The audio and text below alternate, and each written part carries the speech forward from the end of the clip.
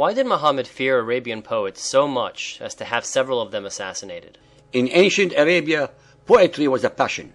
Poets were highly regarded in society, and the words of many accomplished poets were regarded as next to Allah's words. In a desert land, bereft of much entertainment and natural relaxation, the ancient Arabs used to find solace, peace, tranquility, and even the raging emotion of war and revenge through the mesmerizing words of their poets.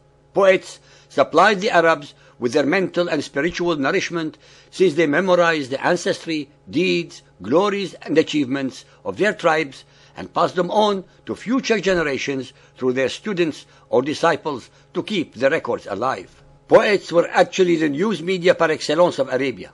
They were lethal weapons, since a very capable and articulate poet of a small tribe could elevate it in poems to levels greater than a much more powerful one.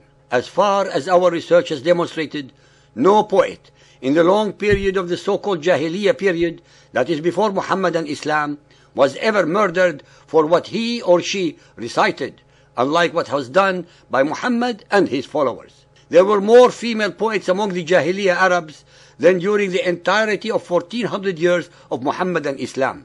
Some of these poetesses were so formidable that Muhammad had at least 2 of them assassinated because they satirized him. The following 4 chapters are actually connected, since it was Muhammad's aggressive and piratical actions to start with that triggered the responses of some of Arabia's poets. His followers claim that Muhammad is the apostle of peace.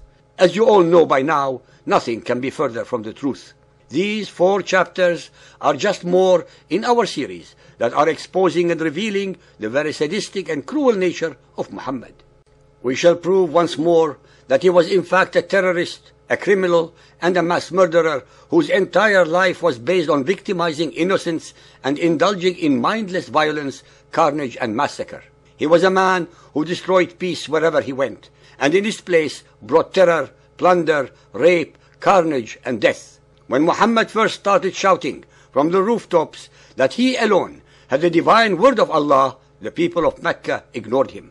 However, when he began insulting and defaming the religion of the peace-loving Meccans, they couldn't take it anymore and tried persuading him to stop.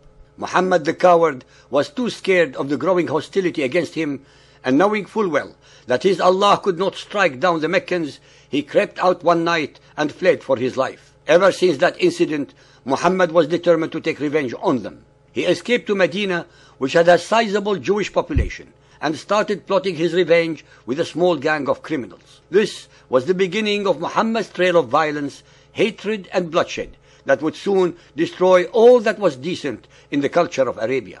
The Medina became the headquarters of the first organized crime syndicate in history. As we have shown in several of our chapters, the story has been documented in detail by his Muslim biographers. Surprise raids on trade caravans and tribal settlements. The use of plunder thus obtained for recruiting an even growing army of greedy criminals and desperados. Assassinations of opponents. Blackmail. Expulsion and massacre of the Jews of Medina. Attack and enslavement of the Jews of Khaybar. Rape of women and children. Sale of these victims after rape. Trickery, treachery, and bribery employed to their fullest extent to grow the numbers of his version of Islam. He organized no less than 86 expeditions, 26 of which he led himself without participating in the fighting. The motives of the converts to Muhammad and Islam was never in any doubt. D.S. Margolius states in his book, Muhammad and the Rise of Islam, of any moralizing or demoralizing effect that Muhammad's teaching had upon his followers, we cannot say with precision. When he was at the head of the robber community, it is probable that the demoralizing influence began to be felt. It was then that men who had never broken an oath learnt that they might evade their obligations, and that men to whom the blood of their clan had been as their own began to shed it with impunity in the cause of Allah, fi sabilillah. That lying and treachery in the cause of Islam received divine approval. It was then too that Muslims began distinguished by the obscenity of their language.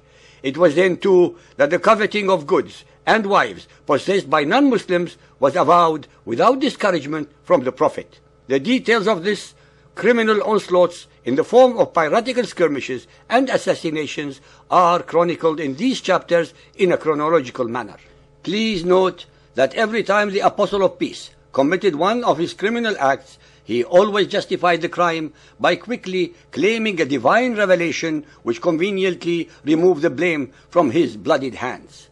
These made-to-order surahs we shall recite after the description of the incident. Believers and unbelievers, be aware of the most important of all facts, that all the reports that we are going to recite to you are one-sided, since they were written by the victors, the Muhammadan Muslims.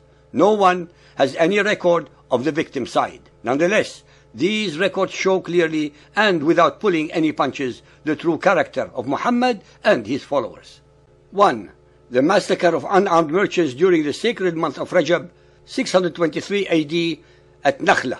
4 unarmed merchants were traveling to Mecca to sell their goods, consisting of resins, honey, and animal skins. It was the holy month of Rajab, which was considered sacred for trade in Arabia. It was a point of honor that any form of warfare or violence was strictly forbidden in this month. Muhammad's gang attacked the helpless men from behind and stabbed 2 of them to death. They plundered all the goods as booty, and Muhammad got 1/5 of the share.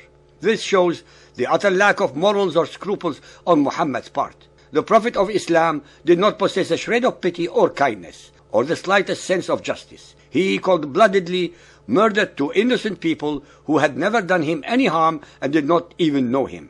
All this was done in a month that the Prophet himself declared was a sacred month in which no warfare should take place. Muhammad was obviously motivated by nothing but hatred and greed. Conveniently, divine revelations came down from Allah that absolved him of all the guilt. Al-Baqarah 2.216. Warfare is ordained for you, though it is hateful unto you. But it may happen that you hate a thing which is good for you, and it may happen that you love a thing which is bad for you. Allah knoweth, you know not. Here Muhammad is completely removing all blame from himself for having started the fighting. The most insidious and devilish implication of this verse is that Allah is completely justifying and sanctioning Muhammad's murder of the innocent Meccans.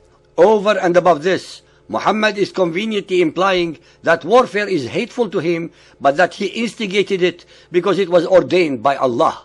What moral sacrifices the Apostle of Peace had to make. Number 2, slaughter of the Meccans who came to defend their caravan. March, Ramadan, 623. The well of Badr. The merchandise being carried by this caravan was worth more than 50,000 gold dinars. Muhammad ganged up all the criminals of Medina and set out to raid the caravan with 300 men. The Meccans got word of the raid and sent out an army to protect the caravan. Throughout the entire battle, Muhammad cowered in a hut which his men made for him. There he cried and prayed with feverish anxiety.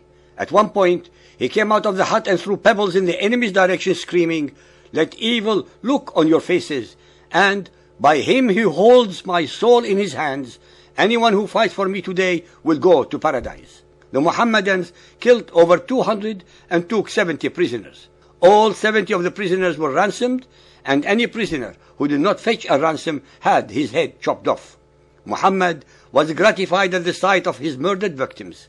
After the battle, he sent his followers to look for the corpse of Abu Jahl, one of the Meccans who had criticized him openly. When his corpse was found, they cut off the head and threw it down at Muhammad's feet. The Apostle of Peace cried out in delirious joy, "Rejoice! Here lies the head of the enemy of Allah. Praise Allah, for there is no other but He." Muhammad then ordered a great pit to be dug for the bodies of the innocents to be dumped. The Muslims then proceeded to hack the corpses' limbs into pieces. As the bloodied mass of bodies was being thrown into the pit, a feverishly excited Muhammad shrieked, "O people of the pit, have you found that what Allah threatened is now true?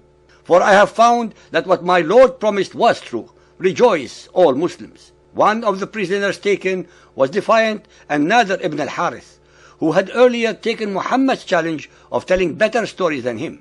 Muhammad ordered Ali to strike off Nadir's head in his presence, so he could watch and exult in the pleasure of beheading the man who had insulted him. Another prisoner, Uqba ibn Abi Mu'ayt, was decapitated in front of Muhammad. Before being killed, the prisoner cried out pitifully, "O Prophet, who will look after my children if I should die?" The great Prophet of the religion of peace coldly spat out hellfire as the blade came down and spattered his clothes with Uqba's blood. This time, Muhammad needed a revelation that would not only absolve him of all the guilt of murdering so many innocent people, but also give him the divine right to get a huge share of the plundered booty. Quite a few revelations magically appeared after the Battle of Badr.